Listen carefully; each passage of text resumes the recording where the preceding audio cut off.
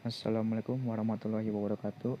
Nama saya Renaldi Setiawan dari kelas 12 TKJ 1. Kali ini saya akan menceritakan tentang kisah Putri Karangmelenu dan Naga Erau.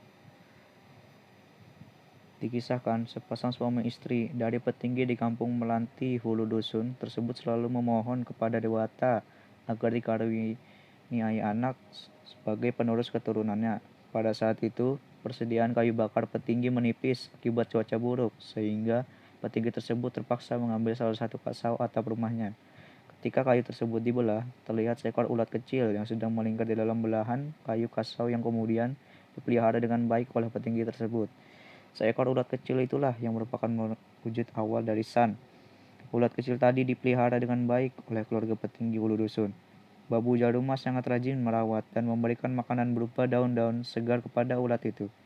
Hari berganti hari, bulan berganti bulan. Ulat itu membesar dengan cepat dan ternyata ia adalah seekor naga.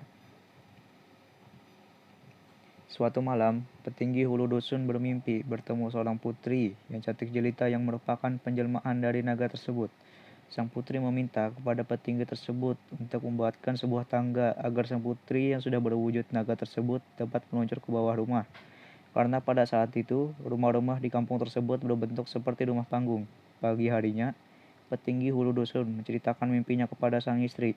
Mereka berdua lalu membuatkan sebuah tangga yang terbuat dari bambu.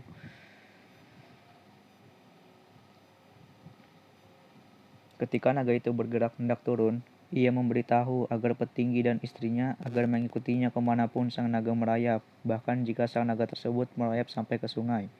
Ia juga meminta agar dia sambil ditaburi dengan beras kuning, serta membakar wijen hitam. Dan jika sang naga merayap sampai ke sungai dan telah masuk ke dalam air, petinggi dan istrinya disuruh untuk mengiringi buih yang muncul di permukaan sungai. Sang naga memberitahukan semua keinginannya dengan suaranya, persis seperti suara putri yang didengar dalam mimpi petinggi semalam.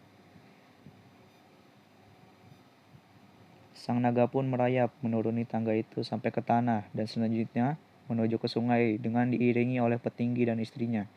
Setelah sampai di sungai, berenanglah sang naga berturut-turut 7 kali ke hulu dan 7 kali ke hilir dan kemudian berenang ke tepian batu. Di tepian batu, sang naga berenang ke kiri 3 kali dan ke kanan 3 kali dan akhirnya ia menyelam. Di saat sang naga menyelam, timbullah angin topan yang dahsyat, air bergelombang, hujan, guntur, dan petir bersaut-sautan. Perahu yang ditumpangi petinggi pun didayung ke tepian. Kemudian seketika keadaan menjadi tenang kembali. Matahari muncul kembali dengan disertai hujan rintik-rintik. Petinggi dan istrinya menjadi heran. Mereka mengamati permukaan sungai Mahakam, mencari-cari di mana sang naga berada. Tiba-tiba, mereka melihat permukaan sungai Mahakam dipenuhi dengan buih. Pelangi menumpukan warna-warninya ke tempat buih yang meninggi di permukaan air tersebut. Babu Jaruma melihat seperti ada kumala yang bercahaya berkilau-kilauan. Mereka pun mendekati gelembung buih yang bercahaya tadi, dan alangkah terkejutnya mereka ketika melihat di gelembung buih itu terdapat seorang bayi perempuan sedang terbaring di dalam sebuah gong. Gong itu kemudian meninggi dan tampaklah naga yang menghilang tadi ke atas permukaan air. Nampaklah oleh mereka binatang aneh sedang menjunjung sang naga dan gong tersebut.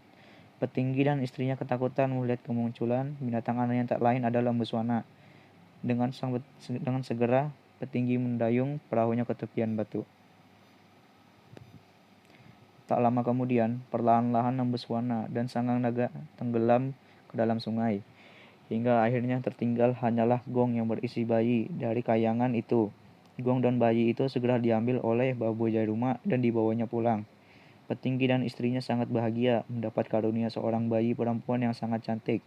Bayi itu lalu dipelihara mereka, dan sesuai dengan mimpi yang ditujukan kepada mereka, maka bayi itu diberi nama Putri Karangmelenu. Bayi perempuan inilah yang kelak akan menjadi istri Raja Kutai Kartanegara yang pertama, yaitu Aji Batara Agung Dewa Sakti. Sekian dari saya. Terima kasih.